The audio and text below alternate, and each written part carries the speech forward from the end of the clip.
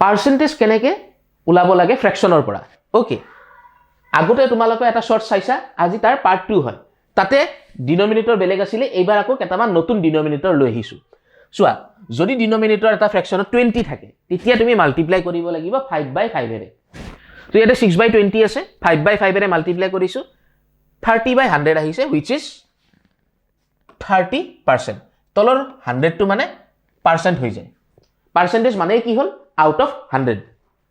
so 15/25 ইয়াতে তলত যদি 25 থাকে তেতিয়া তুমি মাল্টিপ্লাই কৰিব লাগিব 4/4 এৰে 4/4 এৰে মাল্টিপ্লাই কৰি দিলে ইয়াতে आंसर ওলাই গল ইয়াতে 60/100 তেতিয়া তলত 100 টো আহিছে তো আমাৰ ইয়াতে পাৰ্সেন্টেজ কি হৈ যাব 60% যদি এনেকুৱা থাকে যেনেকৈ 20/50 দিছো মানে ডিনোমিনেটৰ যদি 50 থাকে তেতিয়া গোটেই ফ্ৰেকশনটোক মাল্টিপ্লাই কৰিব লাগিব 2/2 ৰে 2/2 ৰে মাল্টিপ্লাই কৰি দিয়াৰ লগে লগে ইয়াতে 40/100 আহি গল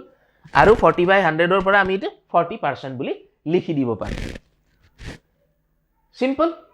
ওকে যদি বুজি পাইছা তেতিয়া হলে মোক এইটো 21/25 ৰ যেটো ফ্ৰেকশন আছে ইয়াৰ পাৰ্সেন্টেজ উলাই পেলাই দেখুৱা